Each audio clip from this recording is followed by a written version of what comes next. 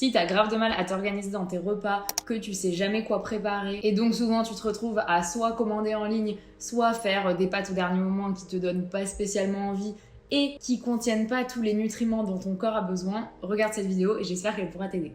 Je vais vous expliquer toute mon organisation repas. Je vais vous filer tous mes secrets là. En vrai, il n'y a pas vraiment de secret, c'est juste pour le watch time. Mais en gros, mes courses, mon budget et aussi 12 idées repas de plats et de snacks que vous pourrez faire avec ces aliments-là que j'ai achetés aujourd'hui. La première chose, c'est que toutes les recettes, elles vont être végé, donc sans viande, sans poisson. Je suis pas végétarienne à 100% personnellement, mais j'ai une alimentation de plus en plus consciente. Pour faire simple, quand c'est moi qui choisis ce que je mange ou quand je suis au restaurant ou quoi, je vais prendre de la nourriture végétarienne. Mais si je suis invitée à manger chez quelqu'un, à ce moment-là, je ne vais pas suivre un régime végétarien, je vais juste manger ce que mon hôte a préparé. Moi, en tout cas, c'est ce qui me convient parfaitement pour l'instant. Je suis pas du tout parfaite, je sais que pour l'environnement, il faudrait être 100% vegan, mais je sais aussi que c'est important d'en parler même si on n'est pas parfait. Et il y a ce truc sur les réseaux qui fait que ça nous met vachement la pression, parce que dès qu'un influenceur commence à parler de ce qu'il fait pour l'environnement, dès qu'il va faire un truc pas bien, on va lui reprocher. Et je trouve que c'est un peu nul. Je crois que c'est Swan Périssé qui en parlait, qui disait qu'une fois elle avait posté une story avec une poche d'M&M's et qu'elle s'était reçue des centaines de commentaires en mode « Ah bah bravo l'environnement, la poche d'M&M's machin »,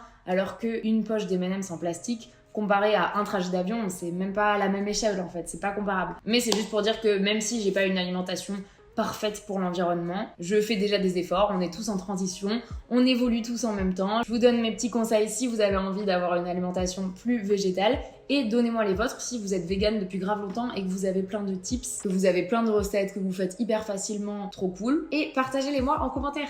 Pour cette vidéo, j'ai tout écrit sur des petites feuilles, mais d'habitude l'organisation je la fais pas du tout à l'écrit en mode tel jour tu vas manger ça, tel jour tu vas manger ça, il te faut ça, ça, ça comme ingrédient. Mais je trouvais ça intéressant aussi pour moi de voir exactement quel budget je dépense par semaine, quel est mon budget bouffe, quel repas je fais le plus souvent. Et comme ça me permet aussi de vous donner un prix exact par semaine ou par repas. Mon budget là, ce que je vais vous donner comme prix, ça va sûrement dépendre beaucoup parce que moi déjà c'est en Angleterre et en plus de ça, j'ai trouvé le meilleur plan du monde, c'est d'aller au marché. Il y a un marché juste à côté de chez moi où en fait ils ont des bols de fruits et de légumes à 1 pound chacun, ce qui est vraiment pas cher. Et je peux utiliser mes petits pochons. Alors bien sûr vous pouvez en acheter en ligne, mais je pense qu'on a tous chez soi, genre par exemple lui, c'est un Banana Moon que j'avais eu il y a je sais pas peut-être 10 ans avec un maillot de bain. Donc on n'est pas forcément obligé d'en racheter parce que c'est très possible qu'on en ait chez soi. Pour savoir quels sont les fruits et légumes de saison, je vais sur l'application Étiquetable. On dirait une sponsor, mais pas du tout, j'aimerais bien.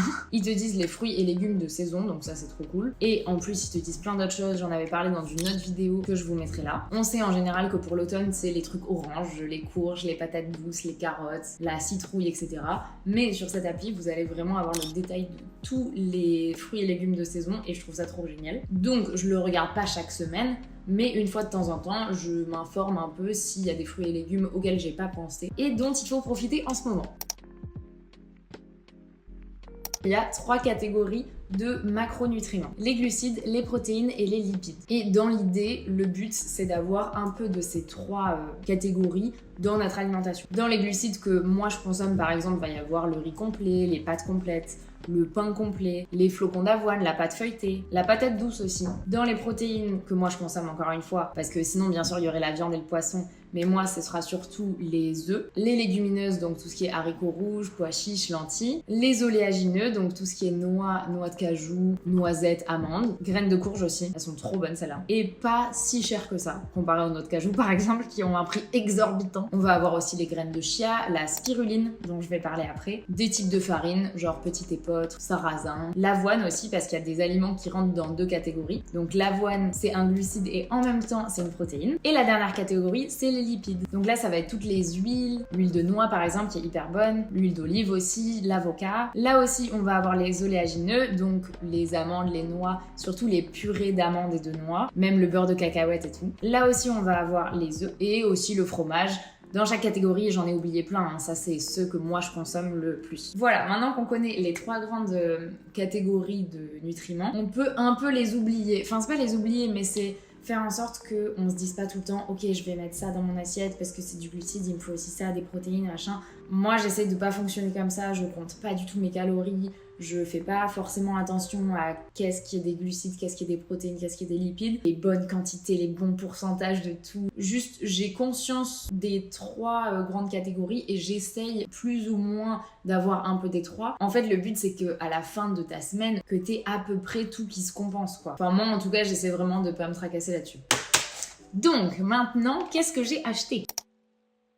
Pour les fruits et les légumes, j'ai acheté des pommes et des poires, du brocoli, des carottes et des oignons. J'ai aussi acheté des oignons nouveaux, une courgette, une aubergine et des tomates. Ah non, j'ai aussi oublié une patate douce. Avec ça aussi des œufs parce qu'ils en vendent là-bas. Je sais que c'est pas un fruit et un légume, hein, ça va. Mais tout ça, j'en ai eu pour 8,50 livres, qui équivaut à peu près à 9,50 €. Au supermarché maintenant, pour les produits frais, j'ai acheté du lait d'avoine, du yaourt d'avoine, et comme ça il peut me servir en tant que yaourt avec juste des fruits ou du granola, mais aussi en tant que crème si je fais des pâtes au brocoli par exemple, comme on va le voir après. Je peux mettre ça à la place de la crème fraîche. Du fromage, là c'est du cheddar, parce qu'en Angleterre c'est ça qu'ils utilisent à la place de l'emmental.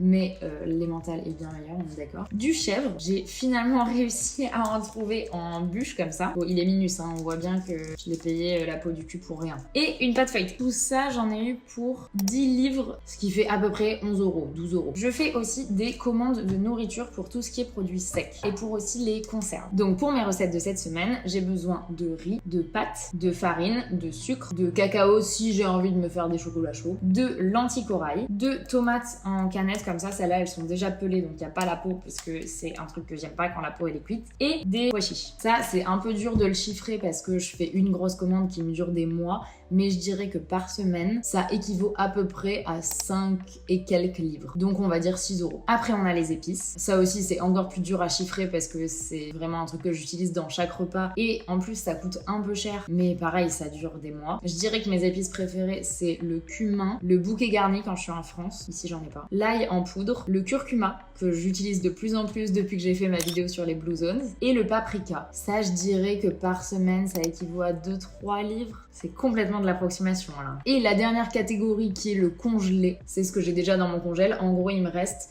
des bananes que j'ai coupées parce qu'elles étaient trop mûres et je les ai mises dans mon congèle. Comme ça, je peux les réutiliser plutôt que de les laisser se perdre. Des framboises et des épinards. Ça, on va dire 3 livres. Ce qui nous revient donc à la somme totale de 30 livres par semaine. Ce que je trouve personnellement ok, genre c'est pas aberrant quoi. C'est même plutôt pas cher, je dirais. Ça fait 34 €. Sachant que je suis quasiment sûre qu'avec tout ça, j'en aurai pour plus d'une semaine. Maintenant, avec tous ces ingrédients-là, qu'est-ce qu'on va faire comme recette ?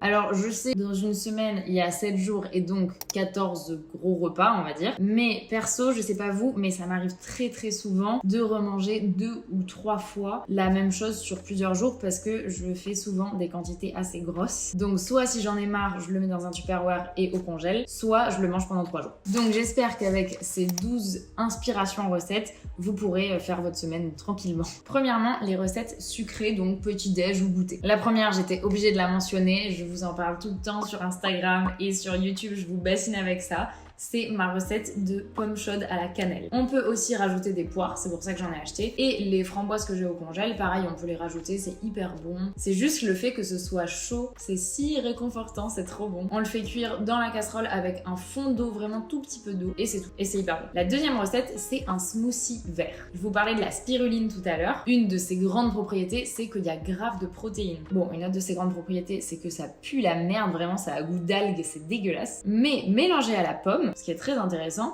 ça annule le goût. Je sais pas ce qui se passe chimiquement, me demandez pas, mais c'est hyper bon. Donc un smoothie avec de la spiruline, de la pomme, des bananes pour la texture et pour le goût un peu sucré. Et vous pouvez rajouter aussi quelques épinards. Et troisième snack que je me fais tout le temps, qui est pas vraiment ni une recette ni un snack, mais ma première raison pour laquelle j'achète du lait d'avoine, c'est des chocolats chauds. Une autre recette, c'est les crêpes sucrées. Alors vous allez voir que dans mes recettes salées, d'ailleurs j'aurais peut-être dû commencer par là, mais il y a des crêpes salées. Et donc la pâte à crêpes, on peut l'utiliser le lendemain par exemple pour se faire des crêpes le matin. C'est vraiment un truc que j'essaye de faire quand je prévois mes repas, c'est que ce que je prépare, ça va me servir souvent sur plusieurs jours. Surtout quand, comme moi, si vous cuisinez pour une seule personne, c'est hyper dur pour les quantités parce que c'est vraiment pas pratique. En général, tout est fait pour en faire au moins pour 2. Donc c'est pour ça que j'essaye d'avoir des petits tips comme ça pour rassembler ensemble des aliments ou des recettes qui peuvent être utilisées de plusieurs manières différentes. Maintenant, les recettes salées. En parlant d'ingrédients qui se combinent bien ensemble, on va avoir premièrement ma recette de chaussons. Tu vas faire dans une poêle des carottes et des oignons. Tu peux aussi rajouter des haricots rouges. Des haricots,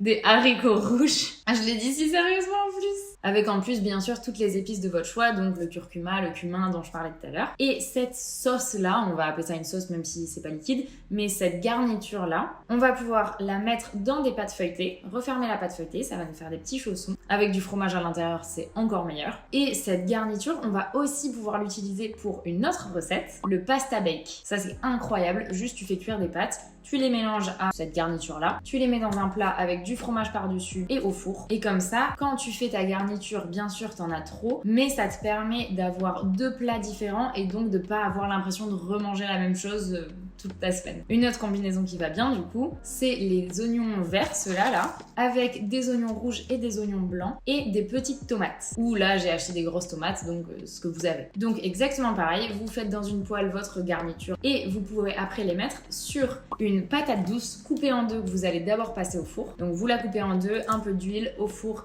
et après vous mettez votre garniture par-dessus et c'est hyper bon. Vous pouvez rajouter un peu de fromage, de la feta ou du chèvre ou alors un peu de lait de coco par-dessus. J'ai oublié d'en parler d'ailleurs, mais dans les ingrédients secs, il y a aussi du lait de coco. De toute façon, à la fin de la vidéo, je pense que je vous mettrai la grosse liste de courses avec tous les ingrédients et toutes les recettes. Comme ça pourra peut-être vous aider à prévoir vos repas pour la semaine. Donc avec la patate douce, trop bon.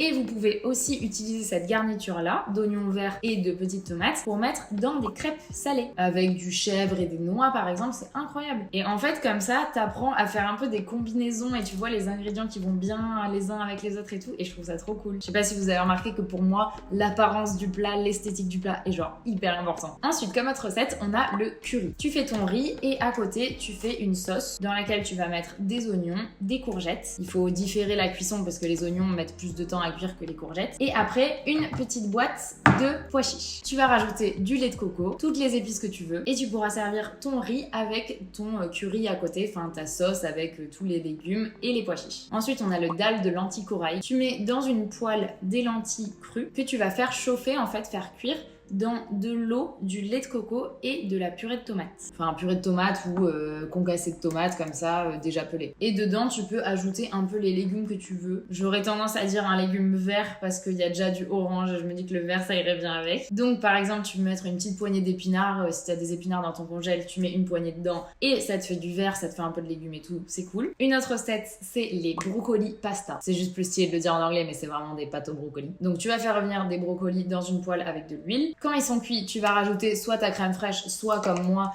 ton yaourt d'avoine ou ta crème d'avoine et un peu d'eau des pâtes, d'eau de cuisson des pâtes. Bien sûr, comme d'habitude, tu rajoutes du poivre, du sel, des épices que tu veux, du basilic ou quoi. Et c'est incroyable, c'est tout simple. Tu peux mettre des petites graines de courge sur le dessus ou des pignons de pain si t'es un peu fancy. Mais voilà pour cette recette. Ensuite, on a les pâtes de la flemme parce que chaque semaine, même si je le prévois pas comme ça, je vous ai dit qu'en général, j'écrivais pas mes repas, mais je sais très bien qu'une fois dans la semaine, j'aurai la flemme de faire à manger. Donc, je me ferai des pâtes avec des échalotes grillées par-dessus ou des pâtes et juste du concassé de tomates mélangé avec du fromage. Hyper simple, ça prend 10 minutes, c'est grave bon, c'est hyper réconfortant. Et chaque semaine, en plus de la recette de la flemme, j'ai aussi une recette que j'ai envie de découvrir. Cette semaine, la recette que j'ai envie de tester, c'est une tarte. Je vous mettrai la petite vidéo, bien sûr, le réel que j'ai vu qui m'a donné envie. C'est une tarte avec des aubergines, des tomates et des courgettes. Et tu mets un peu d'emmental râpé sur le dessus au four et ça te fait un plat. Voilà, je t'ai partagé toutes mes recettes, tous mes ingrédients, toute mon organisation et mon budget. J'espère que ça pourra t'aider et que ça t'aura aussi donné envie de peut-être recommencer à cuisiner, de tester de nouvelles recettes. Dis-moi dans les commentaires celles qui te tentent le plus que tu vas essayer de tester. Et aussi, dis-moi si t'as des recettes qui sont trop bien, trop pratiques, super simples et budget étudiant, parce que je suis grave chaud moi aussi pour agrandir ma liste de recettes. À dimanche prochain pour une nouvelle vidéo YouTube. 10h, mettez votre alarme. Abonnez-vous aussi, ça fait toujours plaisir. Et tous les jours sur Insta. Ciao!